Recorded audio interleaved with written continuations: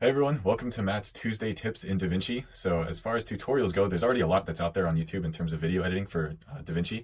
So in these tutorials, I'm going to be going over some quick tips and tricks that'll help you edit faster and cleaner and just take those videos to the next level.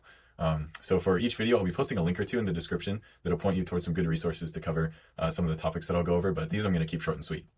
So with that being said, let's get started. I'm going to be going over how to navigate your timeline, and there are some shortcuts that I'm going to use. And I just wanted to note off the bat that these shortcuts are specific to Davinci. So they're the Davinci preset shortcuts. So the first is moving around the timeline. So you'll see this red cursor indicates where you're looking, where this preview window is showing. So if I were to use the left and right arrow keys, I move over and back by 1 frame. So here you'll see the time code. This number here is the number of seconds into the timeline, and here's the number of frames within that second.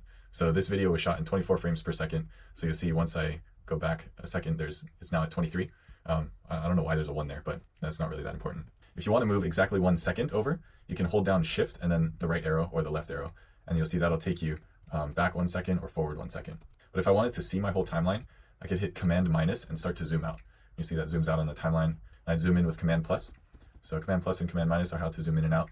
In order to see the whole timeline, like say I'm over here and I get lost and I don't know where my clips are, then I can hit Shift Z and that'll bring my whole timeline into view. Another thing people have asked about is how to get these videos to show up here, because sometimes it's just a blue rectangle. So that would be right here in this timeline view options. If you click that, you can have different views for what you see in your timeline. So say I wanted to cut this clip right here on Josh's forward swing. So there are a couple ways to do that. One thing I could do is hit B, which activates the blade tool. And so wherever I click, it's going to cut. And you'll see it'll cut the clip there. And then to go back to a normal cursor arrow, I'll hit A for arrow. So a quicker way is if you find exactly where you want to cut it, I can then hit Command B, and then that'll cut wherever this cursor is. See, if I want to delete this clip, I'll hit delete, and then you'll see there's this blank space here. And so if I were to play this video, then there'd be this dark spot. I don't want that. So what I could do is just select the space and then delete it. But that's one extra step that you need to do, because if you select the clip, then if you hold FN and delete, it'll ripple delete. So you'll see that that blank space was filled. It brought everything in the timeline after this spot in. If I wanted to select everything in this timeline, you could do the click and drag and then make sure you get all the clips you want. Or if I knew I wanted everything, I could just hit Command A, and then that'll select everything in the timeline. There are also some other options. If I wanted everything after this point, I could hit Y, and then you'll see that selects everything after. Another helpful thing when you're working with multiple clips and you want to align them just right, what you can do is add markers. So say I wanted this portion in the video to line up exactly with somewhere in this clip. So I would go to where I want it to line up, and I would select this clip and hit M, and you'll see that adds this marker 1. I can even label it. So I'll call it M because that's what I hit to get there. And so now you'll see this is marker M.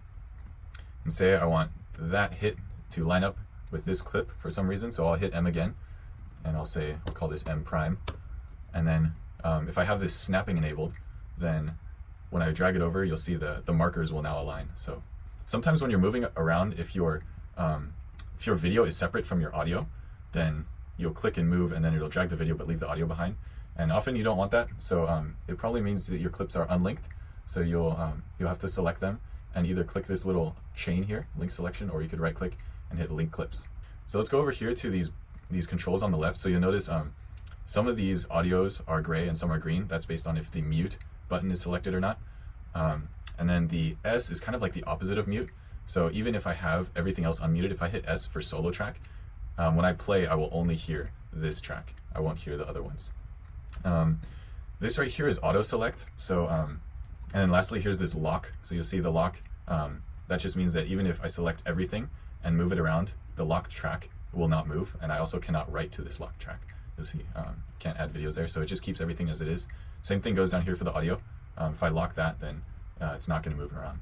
And I hope this was helpful. Look forward to seeing you next Tuesday.